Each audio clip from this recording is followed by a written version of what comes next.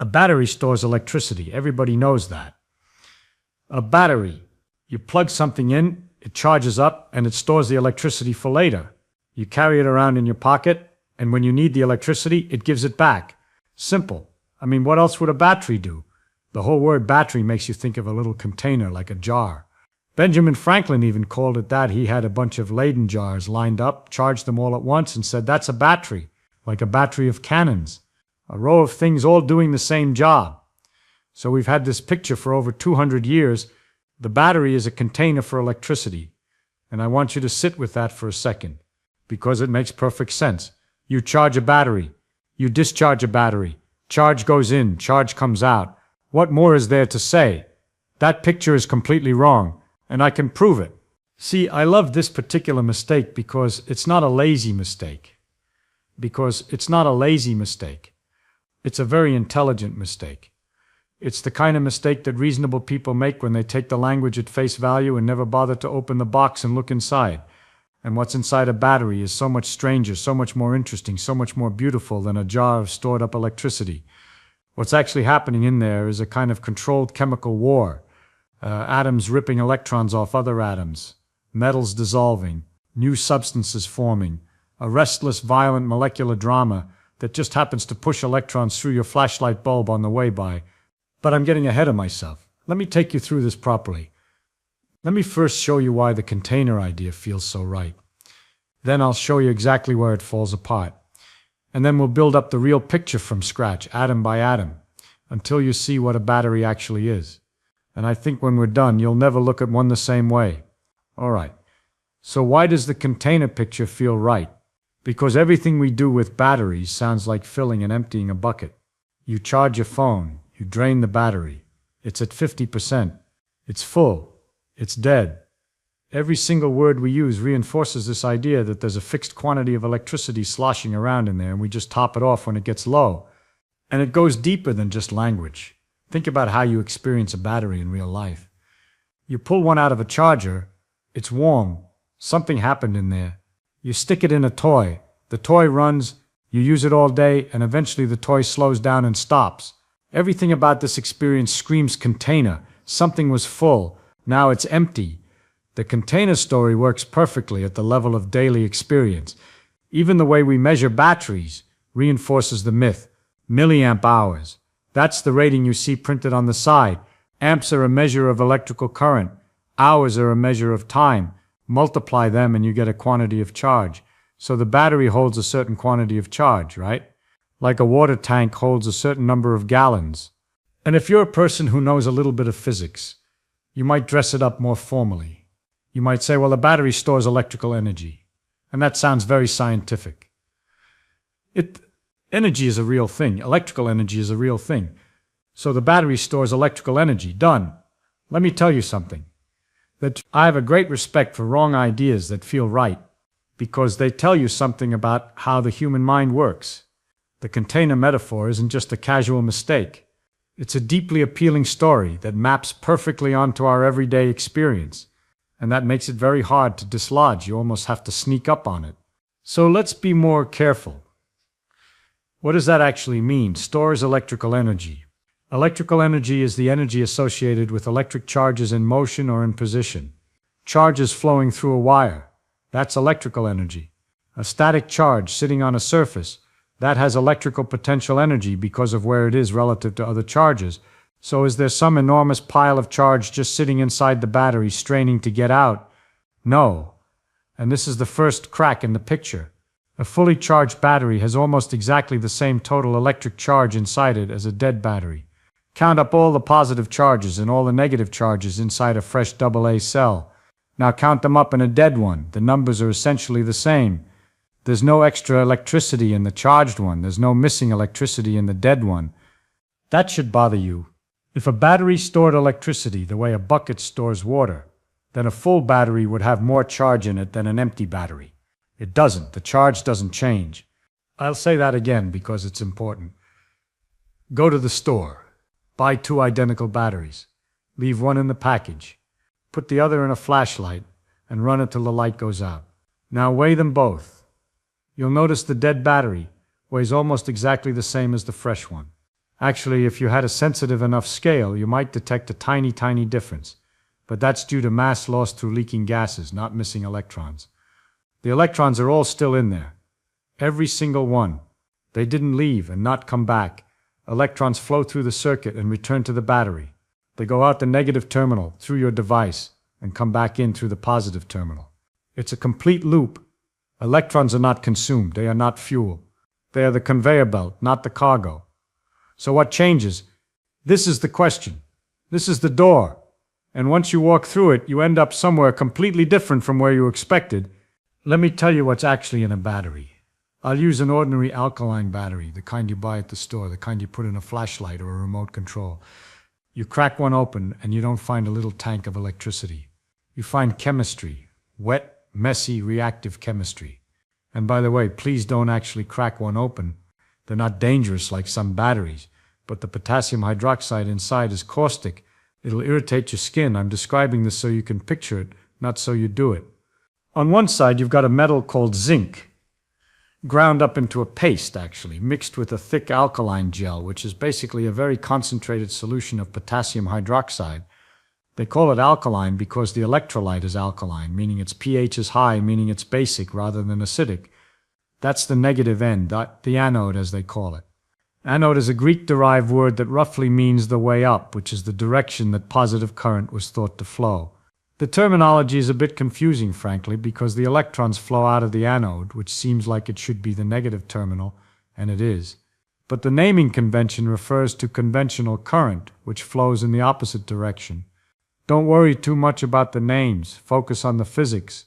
On the other side, you've got a different substance, manganese dioxide, a dark, powdery compound. That's the positive end, the cathode. And sitting between them is that alkaline gel, the electrolyte, soaking through a thin separator that keeps the two sides from touching directly. That separator is important. It lets certain particles through, but keeps the metals apart, like a wall with tiny doors. Now, here is the key idea, and I want you to pay very close attention to this because this is where the whole picture changes. The zinc atoms want to react with the alkaline electrolyte. They have a powerful chemical tendency to give up electrons, not because someone is forcing them, not because there's an electric field making them do it. They want to do this. It's energetically favorable. The zinc atoms are in a high-energy chemical state, and they can reach a lower energy state by releasing electrons. Think about a ball sitting on top of a hill. Nobody has to push it. It rolls down because that's the direction of lower energy. Zinc atoms in an alkaline solution are like balls on top of a chemical hill. They want to come down. So each zinc atom releases 2 electrons and becomes a zinc ion, which dissolves into the electrolyte. The electrons are left behind, sitting on the zinc electrode. They've got nowhere to go inside the battery because that separator won't let electrons through. Electrons can't swim through the electrolyte. Only ions can move through the liquid. So the electrons pile up on the zinc side, which is why we call that the negative terminal. It's got a surplus of electrons. And I want you to picture this at the atomic scale because it's really quite dramatic. Imagine you're standing on the surface of the zinc electrode, watching.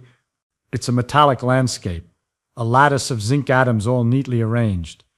And then the alkaline solution washes over and the atoms at the surface start to tremble. One by one, they let go of 2 electrons each, and they detach from the lattice like tiles peeling off a wall. They float away into the liquid as positively charged zinc ions, leaving behind a surface that's now bristling with orphaned electrons. Millions of atoms doing this simultaneously. The surface is eroding, but it's not random erosion like rust. It's organized. It's purposeful. Every atom that leaves sends its electrons toward the terminal. If you could hear it, I imagine it would sound like rain, a very faint, very rapid pattering, the sound of a metal slowly dissolving itself to generate a current. Over on the other side, the manganese dioxide has the opposite appetite. It desperately wants electrons. Its chemical structure can accommodate extra electrons very comfortably. It's like a valley at the bottom of a different chemical hill, waiting to catch whatever rolls down, but it can't get the electrons from the zinc directly because the separator and the electrolyte are in the way. Electrons don't travel through liquid electrolyte. Only ions do. So here's the trick. Here is the entire reason a battery works. If you connect a wire from the zinc side to the manganese dioxide side, on the outside the electrons finally have a path. They flow through the wire, through whatever device you've connected, through your flashlight bulb or your motor or your radio, and they arrive at the cathode where the manganese dioxide is waiting for them. The chemical reaction on each side can now proceed because the electrons have found a way to get from where they're produced to where they're consumed. And this is the critical insight. The energy was never electrical. The energy was chemical. It was stored in the arrangement of atoms, in the molecular structure of the zinc and the manganese dioxide, in the fact that these substances have not yet reacted with each other but very much want to. A battery is a chemical system held in a state of suspended reaction. The only thing preventing the reaction from completing is the absence of an external path for the electrons. You provide the path, the reaction proceeds, and the chemical energy gets converted into electrical energy as the electrons make their journey. That's a completely different story from a container of stored electricity, right? The electricity is not stored. The electricity is generated on demand by chemistry the moment you close the circuit. Let me put it another way. Imagine you've got two rooms separated by a wall. In one room there's a tank of water on a high shelf. In the other room there's an empty tank on the floor. You drill a hole through the wall and connect them with a pipe. Water flows from the high tank to the low tank, and on the way it turns a little water wheel and does useful work. Now, was the water stored in the pipe? No. Was the energy stored as moving water? No. The energy was gravitational potential energy. The water on the high shelf had energy because of its position. When it flowed down, that potential energy got converted into kinetic energy, which turned the wheel. The pipe didn't store anything. The pipe was just the path. A battery is the two tanks. The wire is the pipe. The electrons are the water. And the chemical reactions are gravity, the driving force that makes everything flow. The battery doesn't store the flow. It stores the potential, the chemical potential that creates the flow when you give it a path. But even this analogy has limits, and I want to point them out because learning where an analogy breaks down teaches you almost as much as the analogy itself. In the water analogy, the water in the high tank is the same water that flows through the pipe and ends up in the low tank. It just moved from one place to another. In a battery, the electrons that flow through the wire are not the same particles that carry charge through the electrolyte. Inside the battery, it's ions doing the moving. Outside, it's electrons. The identity of the charge carrier changes at the electrode boundary. That boundary, that interface between the solid metal and the liquid electrolyte, is where something genuinely extraordinary happens. It's where chemistry hands off to electricity, where one kind of particle stops and another takes over. Think of it like a relay race. The zinc atom runs the first leg. It hands off its 2 electrons at the electrode surface. The electrons sprint through the wire, doing useful work along the way. At the cathode, they arrive and hand off to the manganese dioxide, which finishes the race by completing its own chemical reaction. 3 different runners, 1 continuous race. But the baton, the energy, passes smoothly from one to the next. This relay nature is why batteries can be so efficient. There's very little energy lost at the handoff points if the chemistry is clean. The electrode surfaces are designed often at the nanometer level to make these transitions as smooth as possible. Material scientists spend years engineering the surface texture, the crystal orientation, the particle size of electrode materials, all to make that handoff happen faster and cleaner. Alright, so now you see the basic picture, but I want to go deeper. Because there's something really elegant happening at the boundary between the electrode and the electrolyte, at the surface where the metal meets the liquid, and it tells you a lot about how nature actually works. When that zinc atom gives up 2 electrons and becomes a zinc ion, it peels off the surface of the metal and dissolves into the electrolyte. It's now a positively charged particle floating in solution. Meanwhile, the 2 electrons it left behind are sitting on the metal electrode. So what happens right at the surface? You get a tiny separation of charge. Positive ions on the liquid side, excess electrons on the metal side, and this charge separation creates a voltage, an electric potential difference. This is where voltage comes from, not from some mysterious electrical pressure that was pumped in during charging. It comes from the chemistry. The tendency of zinc to dissolve and release electrons establishes an electric potential at one electrode. The tendency of manganese dioxide to grab electrons and react establishes a different potential at the other electrode. The voltage of the battery is the difference between these 2 chemical potentials. And here's the beautiful part. Every pair of materials gives you a different voltage. If you use zinc and manganese dioxide, you get about 1.5 volts.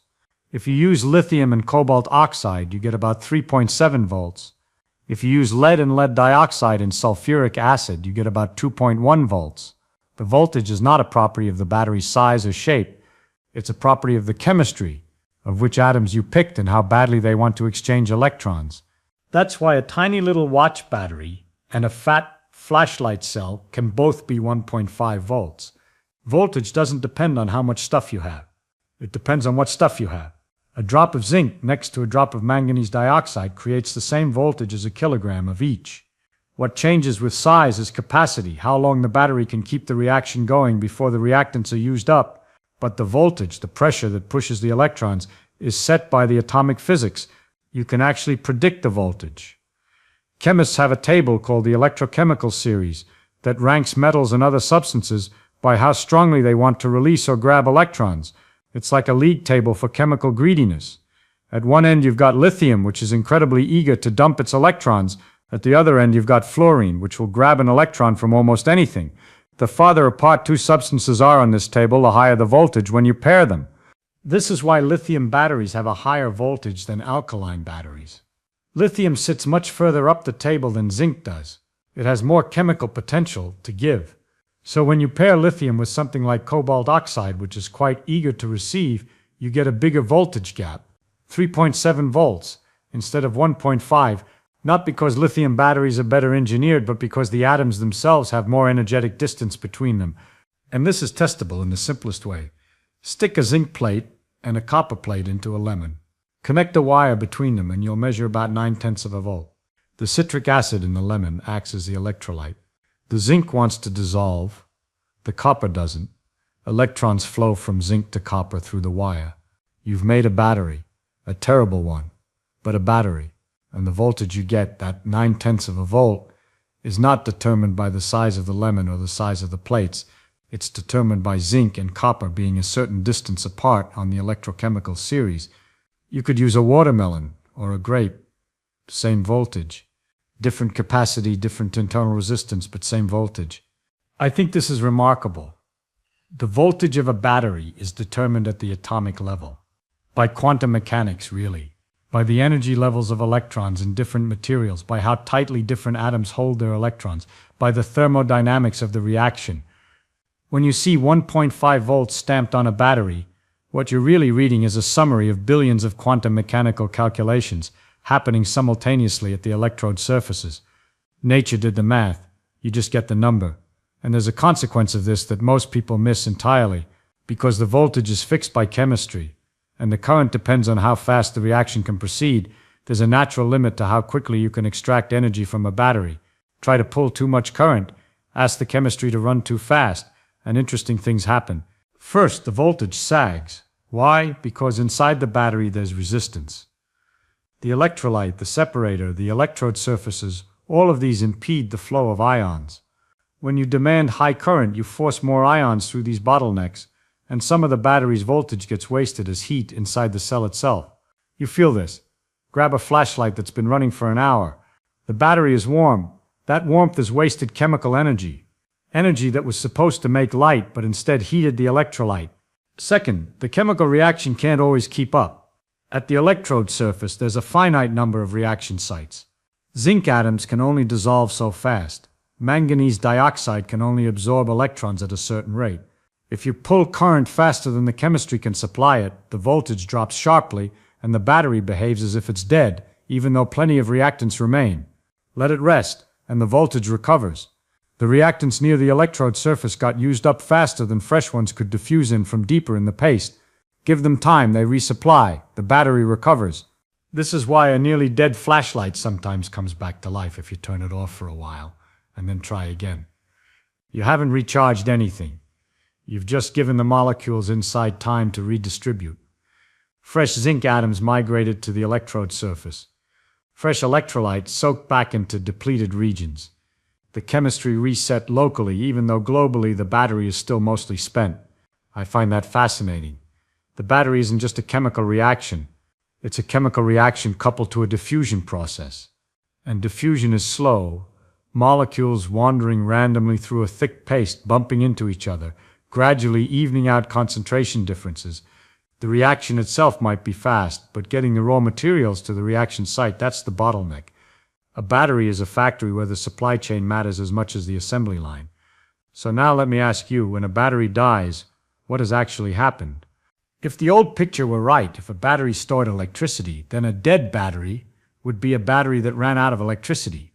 But we already said the charge inside barely changes, so what gives? The real answer is simpler and more honest. The chemical reactants got used up. That's it. The zinc got consumed. It dissolved into the electrolyte as zinc ions. The manganese dioxide got chemically reduced. Its structure changed. The materials that were capable of reacting have reacted. The chemical hill has been leveled. There's no more height difference to drive the flow. The reaction is complete, or close enough to complete that the voltage drops too low to be useful. A dead battery is not an empty container. A dead battery is a finished reaction. And this explains something else that confuses people. Why do batteries work poorly in the cold? If a battery stored electricity like a container, the temperature shouldn't matter much. A jar of water is still a jar of water, whether it's hot or cold. But batteries slow down dramatically in cold weather. Your car won't start on a freezing morning. Your phone dies at 30% on a ski trip. The chemical picture explains this perfectly. Chemical reactions are driven by thermal energy. Molecules need to be moving, vibrating, colliding with enough energy to make the reaction happen. When you cool everything down, the molecules slow down. The zinc atoms don't dissolve as quickly. The ions in the electrolyte move like cold syrup. The electrolyte itself might actually increase in viscosity. Everything about the internal chemistry becomes sluggish. The voltage might barely change. The raw chemistry hasn't been altered, but the rate at which that chemistry can proceed drops dramatically. So the battery can't deliver current as fast. Its internal resistance goes up. It behaves as if it's weaker, even though all the reactants are still there, perfectly intact, waiting for warmer conditions. Bring it back inside, warm it up, and it recovers completely. The reactants are still there. The chemistry is still ready. The cold didn't destroy anything. It just slowed everything down. The battery was never empty. The molecules were just too cold to dance. And think about what this means for rechargeable batteries.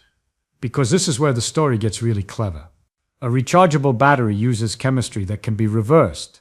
If you push electrons backward through the circuit, forcing current in the opposite direction, you can undo the chemical reaction. The zinc ions plate back onto the electrode as zinc metal. The manganese dioxide, or whatever cathode material you're using, returns to its original oxidized state. You rebuild the chemical hill. You restore the reactants to their high-energy configuration. Charging a battery is not refilling it with electricity. Charging a battery is running the chemistry in reverse. You're using electrical energy from the wall to do chemical work, to put the atoms back the way they were before so the reaction can happen again. You're resetting the molecular playing field. Let me give you a specific example because it's fascinating. In a lithium-ion battery, the kind in your laptop, the lithium atoms don't dissolve and replate the way zinc does. Instead, they do something more subtle. They intercalate. That's a wonderful word. It means they slip in between the layers of the electrode material, like sliding cards into a deck. The cathode, often made of lithium cobalt oxide, has a layered crystal structure. Thin sheets of cobalt and oxygen atoms stacked up like pages in a book. And the lithium ions can slip between those pages and sit there, nestled in the gaps. When you discharge the battery, lithium ions slide out of the anode, which is usually graphite, another layered material, and they travel through the electrolyte and slip between the layers of the cathode. The electrons take the external route through your device. When you charge the battery, you reverse the whole thing. The lithium ions are pulled out of the cathode layers and pushed back into the graphite anode layers. Back and forth, shuffling between two decks of cards. This is sometimes called a rocking chair battery because the lithium ions rock back and forth between the two electrodes. Nobody is created or destroyed. The same lithium ions make the trip over and over and over. Thousands of cycles if everything goes well. But everything does not always go well. This is why rechargeable batteries wear out, by the way. Each time you cycle the reaction forward and backward, the process is not perfectly clean. In a lithium-ion cell, every time those lithium ions slide in and out of the graphite layers, the anode swells a little and contracts a little. Not much, a few percent, but over hundreds of cycles, That mechanical breathing cracks the surface, and at the crack, fresh graphite gets exposed to the electrolyte, and a thin film forms there. It's called the solid electrolyte interface. Every time a new crack opens, a new bit of film forms, and that film consumes a little lithium. The lithium that gets trapped in that film is gone. It can't cycle anymore. It's been permanently retired. So the battery's capacity fades. Not because the electricity leaks out, not because the lithium disappears, but because a tiny fraction of the lithium gets locked away cycle after cycle in a growing skin of molecular debris. The electrodes themselves also degrade. The cathode crystal structure can distort. Individual atomic layers can collapse or shift. Sometimes oxygen gets released from the cathode lattice, which is a safety concern, and that's a story for another day. The point is, battery degradation is a material science problem. It's atoms misbehaving, its crystal structures wearing out the same way a metal hinge wears out after you open and close it 10,000 times. The physics is the same. Repeated stress breaks things. It's just that in a battery, the stress is electrochemical, and the things are atomic lattices. It's like photocopying a document, then photocopying the copy, then photocopying that. Each generation loses a little fidelity. The information degrades. In a battery, the information is the precise atomic arrangement of the electrodes, and entropy slowly, patiently scrambles it. Let me back up now and talk about something that puzzles a lot of people. How do the ions know where to go? Inside the battery, we've got electrons flowing through the external wire. Good, we understand that. Zinc pushes electrons out, manganese dioxide pulls them in, but what's happening inside the electrolyte, something has to move in there too, right? Otherwise the circuit isn't complete. And you're right, the circuit has two halves. The external circuit, where electrons flow through the wire and your device, and the internal circuit, where ions flow through the electrolyte. Both have to operate simultaneously. When zinc dissolves, it releases zinc ions into the electrolyte and leaves electrons on the electrode. Those zinc ions carry positive charge into the solution. Meanwhile, over at the cathode, manganese dioxide is absorbing electrons, which means it's pulling positive ions out of the solution, or releasing negative ions back in, depending on the specific chemistry. The electrolyte is not just sitting there passively, it's an active participant in the reaction. Ions are migrating through it, carrying charge from one electrode to the other, completing the internal circuit. In an alkaline battery, the hydroxide ions in the potassium hydroxide electrolyte are the main charge carriers inside the cell. They migrate from the cathode side toward the anode side. Negatively charged hydroxide ions moving toward the negative terminal might seem backward, but it completes the circuit. Positive zinc ions dissolve into solution on one side. Hydroxide ions drift through the separator. Chemical reactions consume them on both sides, and the whole system is coupled. If you interrupt the external circuit, the ions stop moving too. Everything stops. No wire, no reaction. This is why a battery sitting on a shelf doesn't drain instantly. The reaction wants to happen, but it can't happen without the external path for the electrons. Block the path and you block the reaction. That's the ingenuity of the design. You can store the chemical potential for months or years, precisely because the reaction cannot proceed without your permission. You give permission by connecting a wire. This is fundamentally different from, say, a capacitor. A capacitor actually does store electrical charge. You take electrons from one plate and physically push them onto the other plate. One plate has extra electrons, the other has too few, and the electric field between them stores energy. That really is a container of electricity, or the closest thing to one, and you can feel the difference. A capacitor charges and discharges in a flash, a tiny fraction of a second sometimes, because there's no chemistry to wait for. The electrons are right there, ready to rush back. A battery is slow by comparison. It might take an hour to charge, several hours, because you're not moving electrons into a storage space. You're dismantling molecules and rebuilding them in a different configuration. Chemistry takes time. Atoms have to find their way to the right positions, the right layers, the right lattice sites. It's a physical rearrangement at the atomic scale, billions of atoms all shuffling to their assigned seats. So there's an irony. The thing we call a battery is not the thing that actually stores charge. The thing that actually stores charge is a capacitor. But nobody walks around saying, my phone's capacitor is low. Language is a funny thing. Well, almost. In practice, there are slow side reactions, impurities, and thermal effects that cause a battery to lose charge over time, even when it's not connected to anything. Heat accelerates these side reactions. That's why a battery left in a hot car degrades faster than one stored in a cool drawer. The thermal energy gives the molecules enough of a kick to overcome the barriers that normally keep the reaction bottled up. It's like having a gate that's supposed to keep the sheep in the pen, but if the wind blows hard enough, the gate rattles open and a few sheep escape. Heat is the wind. The side reactions are the escaping sheep. But the primary reaction, the one that gives you useful energy, waits for the circuit. Now let me push this one step further, because I think there's a really deep lesson here about energy. And this is the part that, if you really get it, changes how you see not just batteries, but the entire physical world. Energy is never in the form you think it is. People say electrical energy and chemical energy and thermal energy and kinetic energy, as if these are different substances in different containers. But energy is one thing. It's a single conserved quantity. It just manifests in different ways depending on the system you're looking at. In a battery, the energy is stored in the electromagnetic interactions between atoms, the way the electrons are arranged around the zinc nuclei, the way the chemical bonds hold manganese and oxygen together, the quantum mechanical wave functions of electrons in their orbitals. All of this is ultimately electromagnetic energy. It's the energy of charged particles interacting with each other at the atomic level. When the battery operates, this atomic scale electromagnetic energy gets converted into a flow of electrons through a wire. We call that flow electrical energy, but it's really just a reorganization of the same electromagnetic interactions. The electrons in the wire are being pushed by the chemical forces at the electrode, and they carry that energy through the circuit where it gets converted into light, heat, sound, motion, whatever you need. So the question, does a battery store electrical energy, is actually a trick question. A battery stores electromagnetic energy in the form of chemical bonds. It releases it as electromagnetic energy in the form of electron flow. The energy is electromagnetic the whole time. The label changes, but the energy doesn't.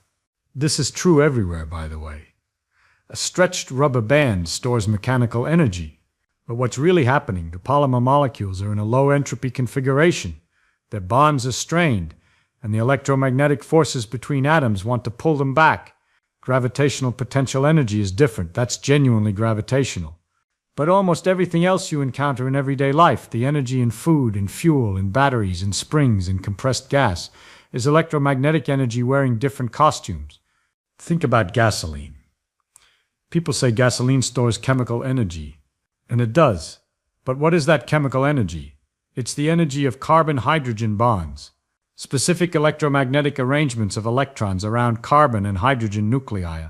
When you burn gasoline, those bonds break and new bonds form, carbon dioxide and water, and the new bonds are lower energy than the old bonds. The difference comes out as heat and light. The energy was electromagnetic before the combustion and electromagnetic after. It just changed address. A battery is doing exactly the same thing as burning gasoline, except it's civilized about it. Instead of releasing all the energy as heat in one chaotic explosion, it releases the energy as a controlled flow of electrons through a circuit. Organized, directed, useful, that's the genius of electrochemistry. It takes the same fundamental process, a chemical reaction releasing energy, and channels it into electrical work instead of thermal waste. If you wanted to be very precise about it, you could say that a battery is a slow, controlled, room-temperature combustion engine. The zinc is the fuel, the manganese dioxide is the oxidizer. The electrolyte is the medium, and instead of fire, you get current. It's combustion with manners. And batteries are one of the clearest demonstrations of this, because the costume change happens right there at the electrode surface in a way you can understand. Atoms rearrange, electrons flow, energy moves from one configuration to another. No magic, no mystery, just physics, doing what physics does. Let me give you one more thing to think about. It connects everything we've discussed, and it's the kind of thing that sticks in your head. Alessandro Volta built the first true battery in 1800. He stacked discs of zinc and copper, separated by pieces of cardboard soaked in salt water, the voltaic pile, and it produced a steady, continuous current, unlike anything that had been made before. The Leyden jar, which is what Franklin used, could store a static charge and release it all in one big spark. But Volta's pile produced a smooth, continuous flow. That was revolutionary. And the thing that triggered the whole invention was a fight, a scientific fight, one of the great ones. Luigi Galvani, an Italian anatomist, had been dissecting frogs. He noticed that when he touched a frog's leg with two different metals, the leg twitched. He thought he had discovered animal electricity, a life force within the frog itself. The frog was generating the electricity, Galvani said. It was a property of living tissue. Volta disagreed. He thought the electricity was coming from the metals, not the frog. The frog's leg was just a very sensitive detector. So he set out to prove it by building a device that produced electricity from metals alone, no frogs required. And he did. The voltaic pile, zinc, copper, wet cardboard. No frogs, steady current. Voltaire won the argument against Galvani. But then Voltaire himself got the explanation wrong. He thought the electricity came from the contact between the two different metals. He believed that when zinc touched copper through the salt water, some kind of electrical fluid was generated at the junction. He had no idea that the real action was chemical, that the salt water was reacting with the zinc, dissolving it, and that the energy came from the chemical transformation, not from the metal-to-metal contact. This is a wonderful example of something that happens all the time in science. A person can be right about the result and wrong about the reason. Volta proved the frog wasn't necessary. Absolutely right. But he concluded that chemistry wasn't necessary either. Absolutely wrong. He thought it was a physics effect, the contact potential. And he defended that position stubbornly for the rest of his career. It took decades to sort this out. People argued about it for the better part of the 19th century. Volta versus the chemists. Michael Faraday, that giant of experimental physics, was one of the people who helped settle it. Faraday showed that the amount of chemical reaction in a battery was directly proportional to the amount of electricity it produced. More zinc dissolved, more current flowed. It was exact, quantitative, undeniable. The energy came from the chemistry. Always has. Volta had it backward. Faraday's laws of electrolysis, as they came to be known, are among the most precise relationships in all of physics. For every mole of zinc that dissolves, exactly 2 moles of electrons flow through the circuit. Not roughly 2. Exactly 2, down to the last atom and the last electron. Chemistry is quantized at the atomic level, and so is the electricity it produces. This was one of the earliest hints that electric charge comes in discrete, indivisible units. Decades before J.J. Thomson discovered the electron in 1897, Faraday's battery experiments were whispering that electricity was not a smooth fluid but a stream of particles. Think about that for a moment. Batteries helped us discover the electron. Not directly, not the way Thomson did it with cathode rays and magnets. But conceptually, the strict proportionality between chemistry and electricity only makes sense if both come in countable units. If matter is made of atoms and each atom gives up a fixed number of charges, then charge itself must be atomic. Faraday didn't have the word electron, but his batteries were counting them. And yet 200 years later, most people still think about batteries the way Volta did, as if the electricity is just sitting in there, generated by the device, stored like a fluid. The chemical picture is not intuitive. It doesn't match the language we use. It doesn't match the metaphors we reach for. But it's the truth. A battery is not a container. A battery is a machine. A very small, very quiet, very efficient chemical machine. It takes atoms in one configuration, rearranges them into a lower energy configuration, and uses the energy difference to push electrons through a circuit. It doesn't store electricity. It manufactures it on the spot, atom by atom, as long as the raw materials last. There is something beautiful about that, about a thing so common, so mundane, so taken for granted, hiding this entire world of atomic drama inside it.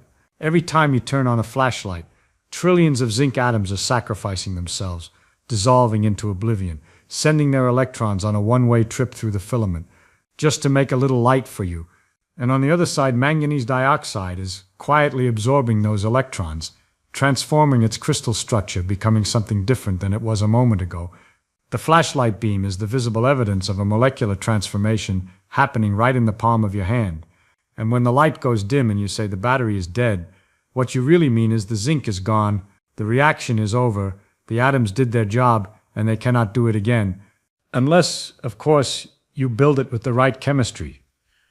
The reversible kind, and then you can push the electrons backward, undo the damage, resurrect the zinc, restore the cathode, and set the whole drama up to play out again. Hundreds of times, thousands of times. Each cycle, a tiny chemical resurrection. Every rechargeable battery, in every phone, every laptop, Every electric car is doing this. Right now, billions of atoms, shuffling back and forth between two states over and over and over. It's not storage, it's transformation. Cyclic, reversible, tireless transformation. And you know what gets me? The scale of it. A single lithium-ion cell in a phone contains something like a billion lithium ions. That's a 1 followed by 18 zeros. Every one of those ions makes the journey from one electrode to the other when you use the phone, and every one makes the return trip when you charge it overnight.